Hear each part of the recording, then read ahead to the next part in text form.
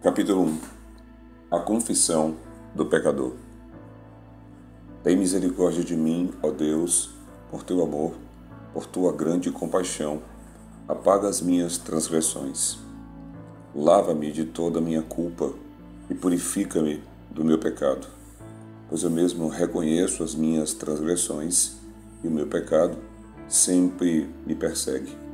Contra ti, só contra ti pequei, e fiz o que tu reprovas, de modo que justa é a tua sentença.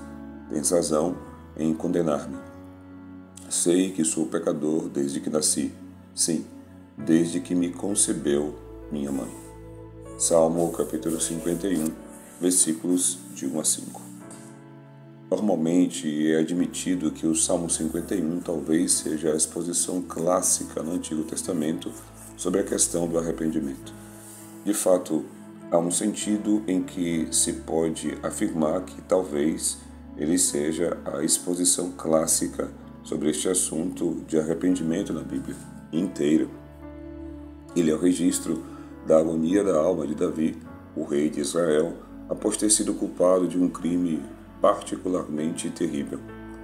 Um pequeno subtítulo diz, abre aspas, para o mestre de música, Salmo de Davi, escrito quando o profeta Natã veio falar com Davi, depois que este cometeu adultério com Batseba. Fecha aspas.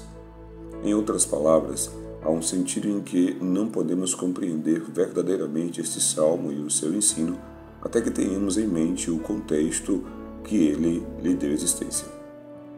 É uma história muito desagradável. Todavia, devo lhes lembrar dela porque a vida pode ser desagradável. Infelizmente, todos nós somos capazes de fazer coisas desagradáveis. A história, em sua essência, é esta.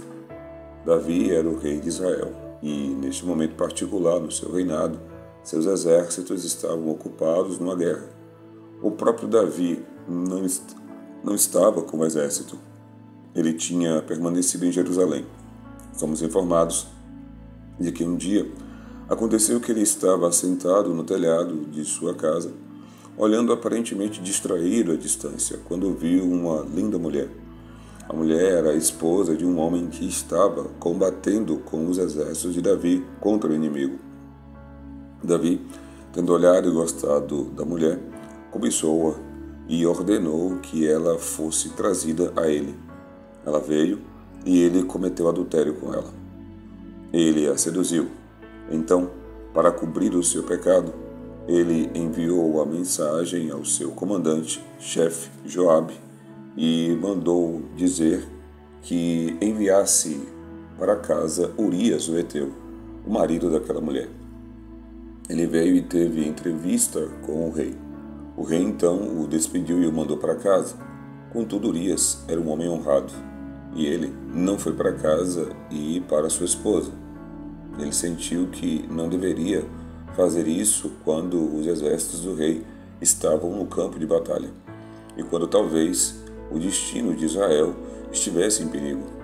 Ele disse, abre aspas, não, eu não posso fazer isso, fecha aspas. E ele dormiu na soleira da porta do palácio. O rei ouviu isso e fez o pobre homem beber numa tentativa de enviá-lo para sua casa. Todavia, novamente, Urias recusou.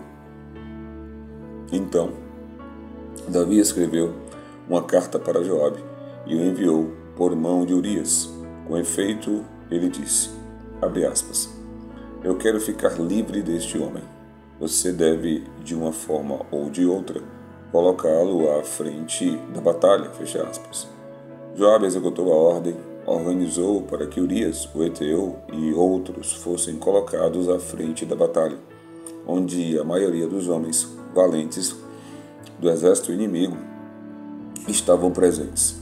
O próprio Urias foi morto. Desse modo, Davi obteve o que pretendia, foi satisfeito e tomou a mulher, Batseba, a esposa de Urias, para ser uma de suas esposas. Tudo parecia perfeitamente bem. Abre aspas. Mas o que Davi fez desagradou ao Senhor. Fecha aspas. Segundo Samuel, capítulo 11, versículo 27. Davi, entretanto, estava totalmente feliz até que Deus lhe enviou o profeta Natã. Natã disse ao rei, abre aspas, eu tenho algo triste para relatar a você. Havia 2 homens em seu reino. Um era um homem rico e tinha um grande rebanho e uma abundância de ovelhas e bois. Havia outro homem, um homem muito pobre, que tinha apenas uma cordeirinha. Ela era um tipo de animal de estimação para ele. No entanto, aconteceu que, quando alguém fez uma visita para o grande homem rico, em vez de matar uma de suas próprias ovelhas, ele tomou a cordeirinha do pobre e a matou e a preparou para o seu hóspede. O proprietário, o pobre, foi esmagado pela dor. Fecha aspas. Davi se levantou irado e declarou, abre aspas, o homem que cometeu essa coisa tão monstruosa deve ser punido imediatamente, fecha aspas. Natã, então, interrompendo-o, e disse, você é o homem, indicando com isso que ele tinha proferido uma parábola para lhe lembrar e lhe destacar aquilo que ele mesmo havia feito no caso de Urias, o heteu. Esse é o contexto.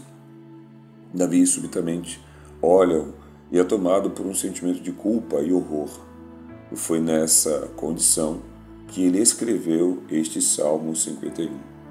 Aí está a história, aí o contexto.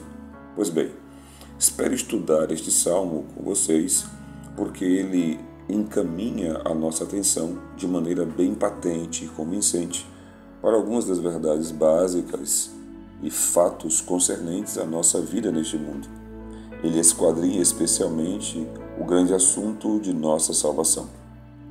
De acordo com a Bíblia, há certos passos que precisamos dar necessariamente antes de que possamos conhecer a salvação de Deus em Jesus Cristo. Vamos à igreja domingo após domingo, porque estamos interessados na propagação do Evangelho do nosso Senhor Jesus Cristo. Minha única razão para me levantar no púlpito é que eu creio que aqui, neste livro, está contido o caminho de Deus para a salvação da humanidade. Ele é a única coisa de que o mundo necessita hoje. Ele é a resposta para a necessidade do homem e, contudo, homens e mulheres o ignoram e o desprezam. Há muitos que estão interessados nele. Todavia, eles não têm experimentado seu poder e graça salvadora. Por quê? Bem, eu simplesmente respondo que é por eles não terem percebido que há certas coisas que devem acontecer antes que um homem possa experimentar a grande salvação que se encontra neste Evangelho. Há certas coisas que devemos captar, que devemos apreender, que devemos crer. E a primeira delas é o arrependimento. É por isso que estamos começando com este salmo. Devemos ser claros quanto à questão total do arrependimento. Leiam o caso de qualquer convertido que podem encontrar na Bíblia, e vocês sempre perceberão que este elemento, o arrependimento, está presente. Leiam as vidas dos santos, leiam a história de homens que brilharam na Igreja de Deus em tempos passados, e verificarão que cada homem que realmente conheceu a experiência e o poder da graça de Deus em sua vida foi sempre um homem que demonstrou evidência e arrependimento. Portanto, eu não hesito em fazer essa afirmação. Sem arrependimento, não há salvação. A necessidade de arrependimento é um daqueles absolutos a respeito dos quais a Bíblia não discute. Ela simplesmente o afirma, ela simplesmente o postula. É impossível, eu afirmo, um homem se tornar cristão sem arrependimento. Nenhum homem pode experimentar a salvação cristã até que conheça o que é se arrepender. Por conseguinte, insisto que este é um assunto vital. João Batista, quando iniciou seu ministério, começou pregando o batismo de arrependimento para a remissão de pecados. Essa foi a primeira mensagem do primeiro pregador. nosso Senhor e Salvador Jesus Cristo, sabemos pelo relato de Marcos, por sua vez, que começou o seu ministério pregando que os homens deveriam se arrepender. Arrependimento é absolutamente vital. Paulo também pregou arrependimento para com Deus e fé em nosso Senhor Jesus Cristo. Pedro pregou no dia de Pentecostes o primeiro sermão sobre o patrocínio da igreja cristã e, quando ele terminou, certas pessoas clamaram dizendo: "O que devemos fazer?" "Arrependam-se", disse Pedro. Sem arrependimento, não há conhecimento de salvação, não há experiência de salvação. É um passo essencial. Este é o primeiro passo. Muito bem, diz alguém. O que você quer dizer quando afirma que devemos nos arrepender? Respondo. Esse salmo é uma exposição clássica sobre o assunto e doutrina do arrependimento. Neste primeiro estudo, quero apenas tratar de um aspecto e de um passo com aquilo que considero o primeiro passo no arrependimento. A convicção do pecado, ou, se vocês preferirem, é a confissão da nossa pecaminosidade. Se vocês se importam em dar um título a este sermão, poderiam dizer que iremos tratar da confissão do pecador, nossa convicção de pecado e a confissão de nossa pecaminosidade. Aqui, novamente, é algo que não hesito em descrever como um absoluto essencial. Repito, aqui novamente, é algo que não hesito em descrever como um absoluto essencial. É pelos homens não perceberem o ensino bíblico concernente ao pecado que eles deixam de compreender muitas outras coisas que estão presentes no Evangelho cristão. Há tantas pessoas hoje que afirmam não ver a necessidade da encarnação, que não compreendem tudo o que se diz a respeito de o Filho de Deus precisar descer para a terra, que elas não entendem todo este falar a respeito de milagres e do sobrenatural, que não compreendem esta ideia da expiação e termos tais como a justificação, a santificação e o novo nascimento. Elas afirmam que não compreendem porque tudo isso parece ser necessário. Argumentariam das seguintes maneiras: não seria a igreja que tem desenvolvido todas essas teorias, ideias puramente abstratas? Essas coisas não seriam inventadas pelas mentes dos teólogos? O que eles têm a ver conosco e onde está a relevância prática delas? Eu gostaria de salientar que pessoas que falam assim o fazem porque não entenderam a verdade acerca do pecado. Elas não percebem o verdadeiro significado do ensino bíblico a respeito do pecado. Não percebem que elas mesmas são pecadoras. No entanto, a Bíblia, em veemente contraste, insiste constantemente nisto, do começo ao fim. Na verdade, eu colocaria o desafio da Bíblia ao mundo moderno desta forma. Ela nos afirma que a vida do homem, seja individual ou coletivamente, simplesmente não pode ser compreendida à parte da doutrina do pecado. Aqui estamos nós, neste mundo moderno e complicado. Estamos cientes de que alguma coisa está errada. E a pergunta é: o que está errado? Os políticos parecem não ser capazes de resolver os nossos problemas. Os filósofos estão fazendo perguntas, mas parece que eles não podem lhes responder. Todos os nossos esforços não conseguem colocar o mundo em ordem. A Bíblia diz: vocês estão ignorando a única coisa que é a chave para a situação. É o pecado. Aí está a causa da angústia dos indivíduos, dos relacionamentos humanos mais íntimos, dos relacionamentos internacionais em toda parte. Aí está o problema. A Bíblia enfatiza isso em todo lugar e de uma maneira admiravelmente honesta. Para mim, isso realmente é uma das coisas mais extraordinárias, mais fascinantes acerca deste livro. Ele não encobre nada. Não posso entender o homem que não crê neste livro como o livro de Deus. Ele é muito honesto. Ele não procura ocultar as falhas dos seus maiores heróis. As Escrituras não tentam construir uma grande imagem de uma série de heróis sem defeito. A mitologia faz isso e a humanidade normalmente faz o mesmo. Entretanto, a Bíblia nunca o faz. Ela mostra os homens em suas fraquezas, como também em sua força. E ela o faz por uma única razão. Seu interesse principal não está nesses homens absolutamente, mas na verdade de Deus. Quero que vocês vejam que a ideia comum de que os cristãos reivindicam ser melhores do que as outras pessoas é uma total caricatura da posição cristã.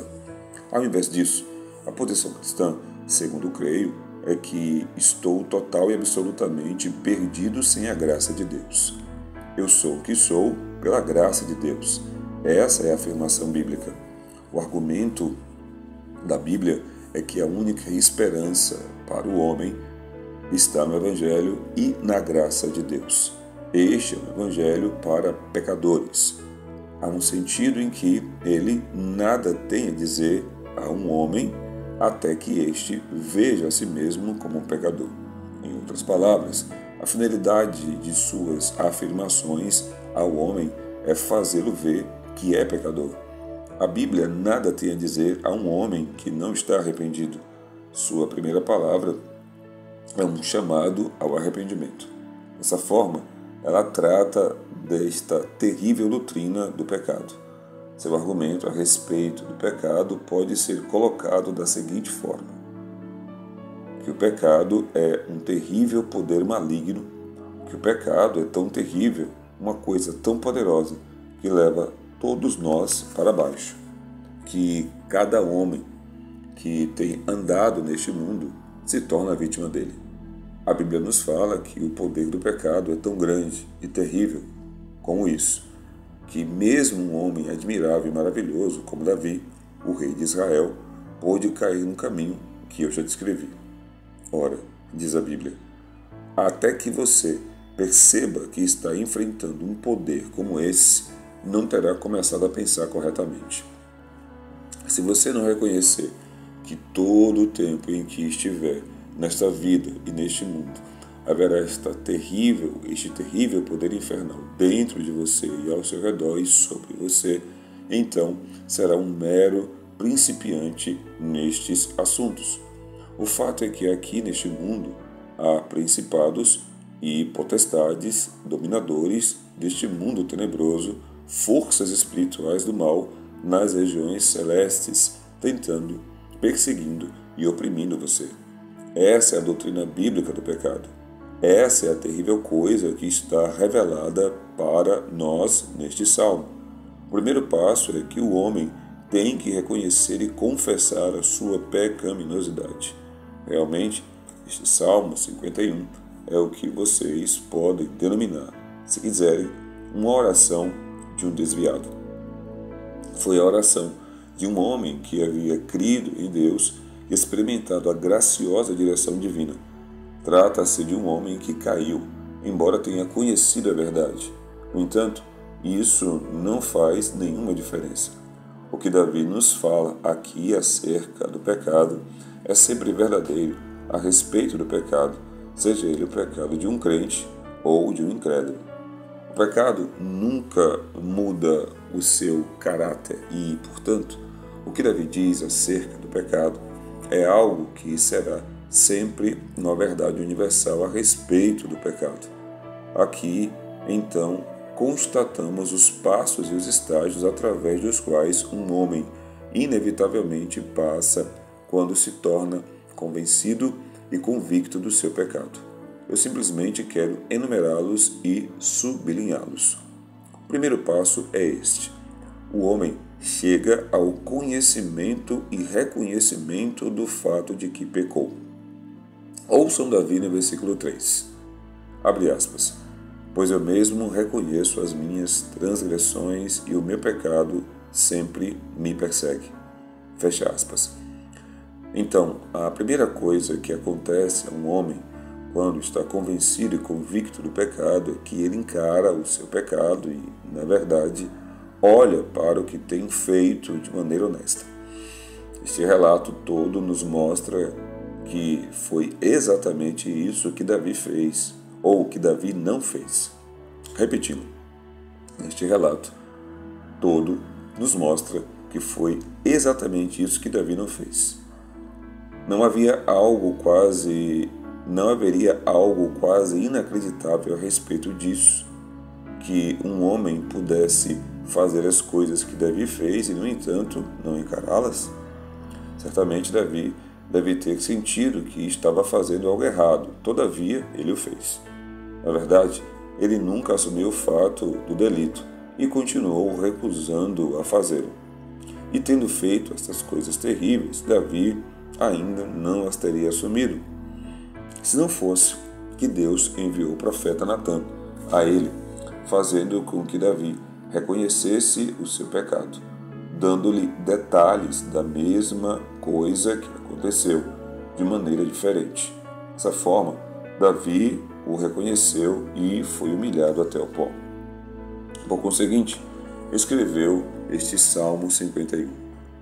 Esse é sempre o primeiro passo.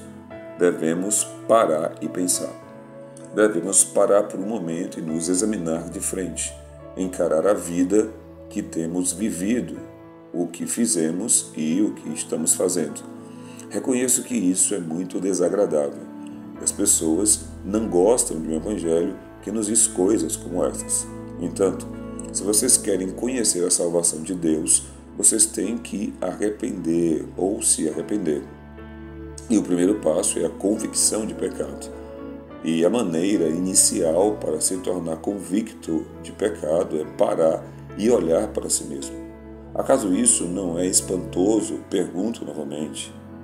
Como Davi poderia ter feito as coisas que fez sem assumi-las? Aí está, ou estão todas as coisas que ele fez, mas continua a fazê-las. Como ele pôde fazer isso? A única maneira de continuar em tal posição é recusar-se a assumir o que você está fazendo e não parar para pensar. É por isso que eu não denuncio a tão conhecida mania por prazer, que é apenas uma tentativa da parte de muitas pessoas de fugir da autoconfrontação. É desagradável ter que passar uma noite consigo mesmo e perguntar: que tipo de vida estou vivendo? Quais são as coisas que eu afago em minha imaginação e em minha mente? Todavia, isto é absolutamente essencial. Temos que parar e encarar a nós mesmos e a vida que estamos vivendo. Todos nós somos incrivelmente semelhantes a Davi. Quão fácil é desculpar coisas em nós mesmos, passar por cima delas e não dar valor a elas. Contudo, ainda somos propensos a denunciar com fúria as mesmas coisas quando as vemos nas outras pessoas ou quando um caso idêntico está diante de nós. Isso faz parte da natureza humana. Isso é verdade com respeito a todos nós, como resultado da queda e do pecado. Projetamos todos esses métodos para poder fugir de nós mesmos.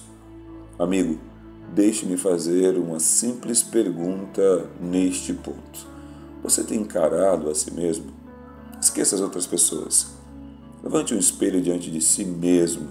Olhe através dele para a sua vida e olhe para as coisas que você tem pensado, feito e dito. Olhe para o tipo de vida que você tem levado. Está satisfeito com ela? Você aprova na vida das outras pessoas aquelas coisas que tem feito na sua própria vida? Você as aprovaria como sendo sem efeito? O primeiro chamado de Deus ao homem é que ele seja honesto. Pare de argumentar e encare a si mesmo. Que o homem se examine a si mesmo. Sim, deixe-me ir ainda mais longe. Paremos de argumentar sobre religião e teologia e simplesmente olhemos para nós mesmos, honesta e sinceramente. Esse é o primeiro passo. pois eu mesmo reconheço as minhas transgressões, e o meu pecado sempre me persegue. Você tem realmente examinado a si mesmo e olhado para dentro do seu próprio coração? Não há esperança para um homem que não faz isso. A verdade a respeito do mundo moderno é que as pessoas estão fugindo exatamente disso. As pessoas estão lotando cinemas, lendo romances, qualquer coisa para preencher as suas vidas e manter a autoconfrontação longe dos seus pensamentos. Eu declaro que você tem que lutar pela sua vida e tem que lutar pela sua alma. O mundo fará qualquer coisa para impedir que você encare a si mesmo. Meu querido amigo, deixe-me apelar a você. Olhe para si mesmo. Esqueça as outras pessoas e as demais coisas. Esse é o passo inicial rumo ao conhecimento de Deus e à experiência da sua gloriosa salvação. Todavia, deixe-me levá-lo ao segundo passo. O segundo passo é um reconhecimento exato do caráter ou da natureza do que nós temos feito. Isso é perfeitamente colocado aqui em 3 palavras. A primeira é a palavra transgressão. A segunda é iniquidade. E pecado é a terceira. Agora, deixe-me dizer um pouco sobre essas 3 palavras. O que significa transgressão? Significa rebelião. Significa revolta da vontade contra a autoridade, especialmente contra uma pessoa de autoridade. Esse é o significado de transgressão. Apaga as minhas transgressões. Em outras palavras, Davi admite que ele transgrediu, admite que foi rebelde. Ele se rebelou contra uma autoridade, contra alguém. Sua própria vontade se levantou dentro dele e ele se manifestou. Ele foi governado pelo desejo e se permitiu ser influenciado pela concupiscência. Transgressão implica num desejo de fazer a própria vontade, um desejo de fazer o que queremos fazer, o que nós gostamos de fazer. Isso envolve uma escolha deliberada, envolve um ato de contestação ativa. Sempre significa que fazemos alguma coisa que a nossa própria consciência nos diz ser errada. Isso é um ato voluntário e deliberado de desobediência, uma violação de autoridade. Esse é o significado de transgressão. Todo homem que se arrepende percebe que é culpado disso. Ele está disposto a admitir: sim, eu fiz isto, embora soubesse que era errado. Eu sabia que a voz dentro de mim, minha consciência, dizia não, mas eu o fazia. Eu fui um rebelde, fiz isso deliberadamente. Iniquidade. O que significa? Bem, iniquidade significa que um ato está torcido ou que está alterado. Iniquidade significa perversão, e isso foi óbvio no caso de Davi. Lava-me completamente da minha iniquidade. A coisa impura, esse ato terrível. O que havia em mim que me levou a fazer aquilo? Que distorção, que perversão. Quão pervertido eu devia estar para fazer aquilo. Vocês se lembram do que Davi fez. Não preciso me demorar enfatizando o pecado, sua conduta distorcida e a perversão disso tudo. E quanto a isso, quão verdadeiro é referente a cada ato do qual somos culpados. Vocês e eu talvez não sejamos culpados de assassinato, graças a Deus. Não somos culpados de algumas das outras coisas das quais Davi foi culpado. No entanto, eu peço que vocês se examinem. Acaso não veem que muitas coisas que têm feito são distorcidas e pervertidas? Vocês não veem que muitas das suas ações na vida estão erradas? Ciúme, inveja e malícia. Que distorção horrível! Desejar que o mal aconteça a outra pessoa, que alguém não seja honrado, pensamentos maus, corrupção, distorção, torpeza, impureza e iniquidade. E todos nós somos culpados de iniquidade. Porventura, existe alguém que negaria a existência de tal distorção nele e que tantas das suas ações têm tido esta horrível distorção e perversão nelas? Finalmente, a respeito da última palavra, pecado. O que significa pecado? Pecado significa errar o alvo, e essa é uma maneira muito boa de defini-lo. O pensamento que ele transmite é este: que não estamos vivendo como deveríamos viver. Aí está um homem apontando para o alvo. Aí está a sua meta. Ele atira, mas erra o alvo. Ele não acertou na mosca. Isso significa que nós não somos o que deveríamos ser, que estamos fora de linha. Isso é o que o pecado sempre significa. Ele indica que um homem está vivendo uma vida que não deveria viver. Mostra que o homem não está andando na verdade que Deus traçou para ele, ou na vereda que Deus traçou para ele. O homem não está indo diretamente para frente. Ele não mantém um padrão de retidão. Há um movimento para trás e outro para frente.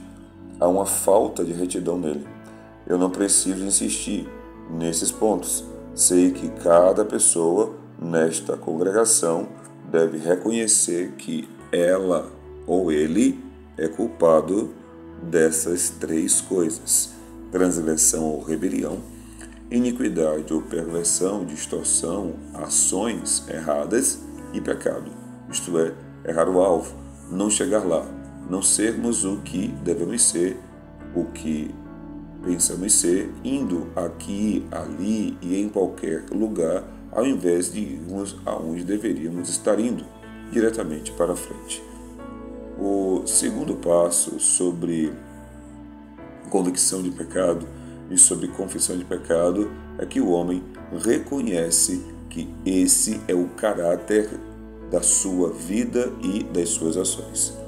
O passo número 3 é o que o homem reconhece e confessa que tudo isso é feito contra Deus e diante de Deus. Contra ti, só contra ti pequei e fiz o que tu reprovas. Alguém diria: certamente isso deve estar errado. Davi deve ter dito contra Batseba, contra Urias, contra os homens que foram mortos naquela batalha, contra Israel e o meu povo, eu tenho pecado. Contudo, ele disse: contra ti, só contra ti. Ele está totalmente certo. Ele não negou que tinha pecado contra os outros, mas aqui está indo um passo adiante. Reconhece que as suas ações não são simplesmente ações em si mesmas. Ele percebe que elas não apenas afetaram e envolveram outras pessoas, mas a essência real é que ele pecou contra Deus. Então aqui está a diferença essencial entre remorso e arrependimento. Um homem que sente remorso é alguém que reconhece o seu erro, mas não tem se arrependido até que perceba que pecou contra Deus. Porque ele se sentiria assim? Deixem-me tentar responder à pergunta da seguinte maneira. Pecado, entende, significa uma violação do que Deus intentou e do que Deus pretendia que o homem fosse. Deixe-me colocar isso de uma forma preliminar, da seguinte forma. Quando um homem peca, ele não está somente fazendo certas coisas que não deveria fazer. Está pecando contra a natureza humana. Ele a está frustrando. Portanto, ele está pecando contra a humanidade e, por causa disso, está pecando contra Deus que criou o homem. Deus criou o homem perfeito. E Deus intentou que o homem vivesse uma vida perfeita. Ele deu ao homem a possibilidade de viver assim. E quando um homem peca, ele desagrada a Deus. Contra ti, só contra ti pequei. Eu tenho violado o que Deus tensionou que o homem fosse. Estou torcendo e pervertendo a criação de Deus. Toda vez que peco, estou violando a santa lei de Deus. Os 10 mandamentos, a lei moral, a ideia comum de decência na natureza humana, tudo isso procede de Deus. Vejam só, todos nós sabemos disso. E a cada momento eu sou culpado de transgressão, ou iniquidade, ou pecado. Estou violando a santa lei de Deus e o plano estabelecido para a vida do homem.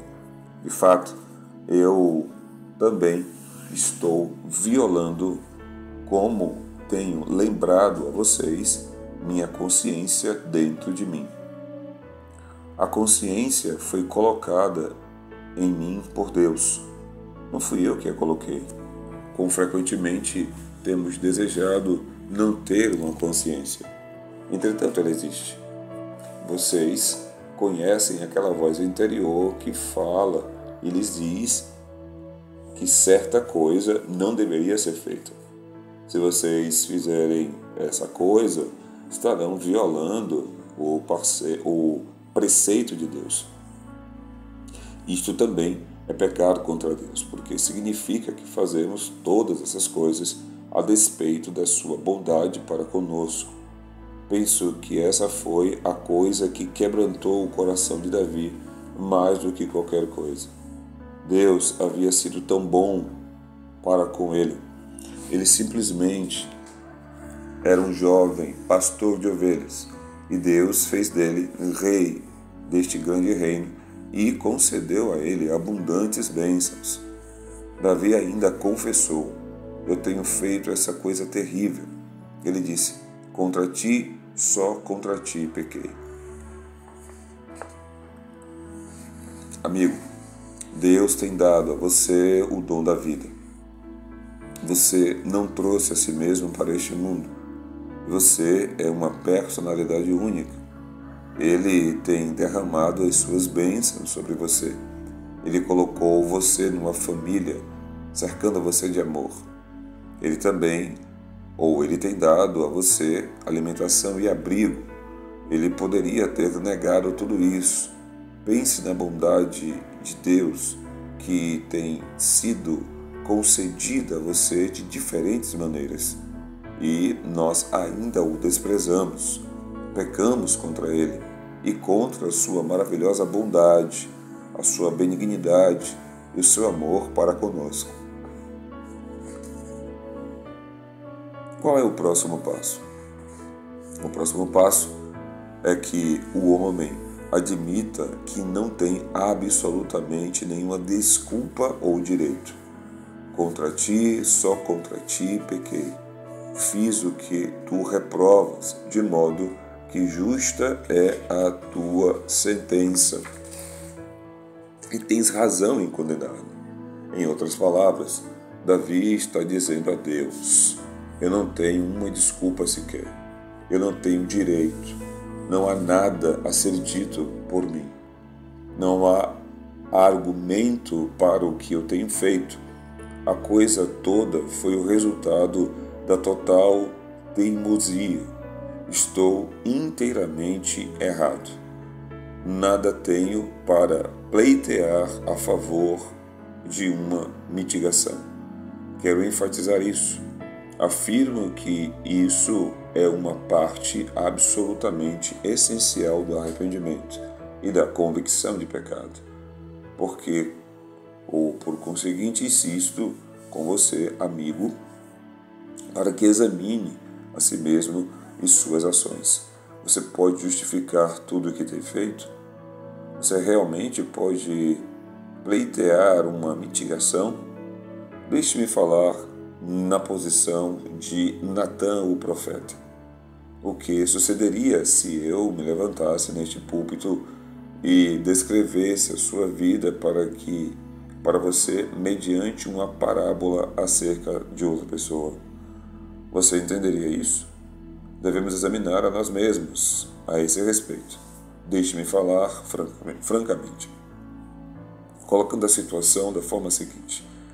Enquanto você estiver na posição de tentar se justificar, nunca terá se arrependido. Enquanto estiver se apegando a qualquer tentativa de autojustificação, a justiça própria, afirmo que você não terá se arrependido.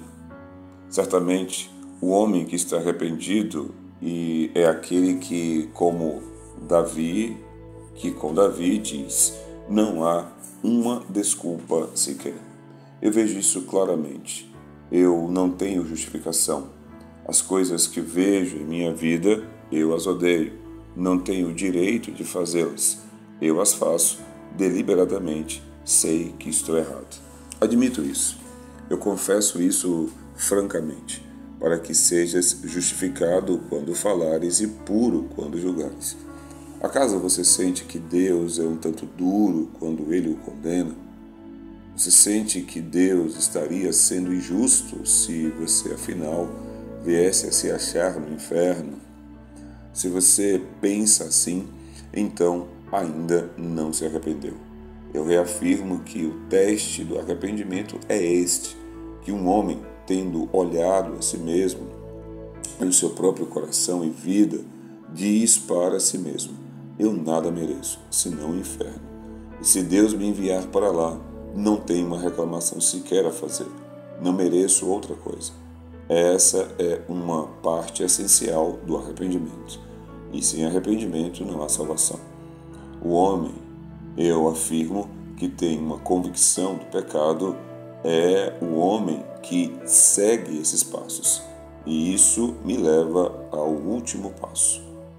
O último passo é que o homem percebe e reconhece que a sua natureza é essencialmente má. Sei que sou pecador desde que nasci. Sim, desde que me concebeu minha mãe. Vocês veem os passos? A primeira coisa é que o homem para e encara os fatos e olha para si mesmo. Então, no segundo passo, ele reconhece as ações das quais tem sido culpado e as admite como sendo errôneas em 3 aspectos. E então ele diz: sim, mas isso envolve Deus e eu tenho pecado contra Deus. O próximo passo é quando ele admite: eu não tenho um direito ou uma desculpa sequer. Todavia, então ele pergunta a si mesmo: o que me faz praticar isso? O que me levou àquilo? O que há em mim que me torna capaz de todas essas coisas? Ciúme, inveja, ódio, malícia, avareza, desejo, concupiscência, paixão. Por último, ele o percebe e declara: minha natureza deve ser corrupta, meu coração deve ser mau. Não é o mundo fora de mim, é algo dentro de mim que está corrompido. Em outras palavras, o último passo nessa convicção de pecado é que o homem sai de uma realização do seu pecado para uma realização do pecado e da sua total desvalia. O último passo é o que Paulo descreveu no 7º capítulo da Epístola aos Romanos. Sei que nada de bom habita em mim, isto é, em minha carne. Miserável homem que sou.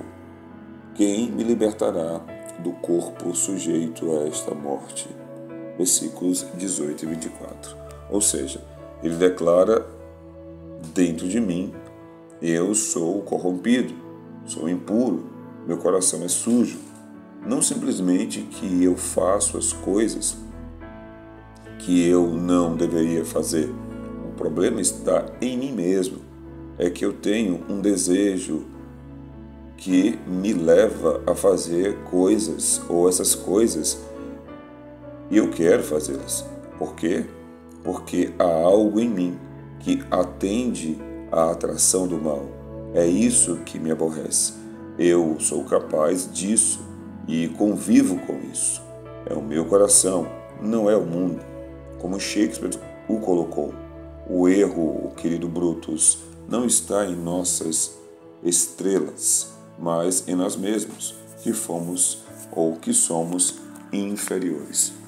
Sei que sou pecador, desde que nasci. Sim, desde que me concebeu a minha mãe. A partir do momento do meu nascimento neste mundo, há uma tendência em mim para o mal. Há algo torcido e pervertido. Isso está em mim. Faz parte do meu ser e da minha natureza. Esses, então, são os passos na convicção do pecado e na confissão do pecado.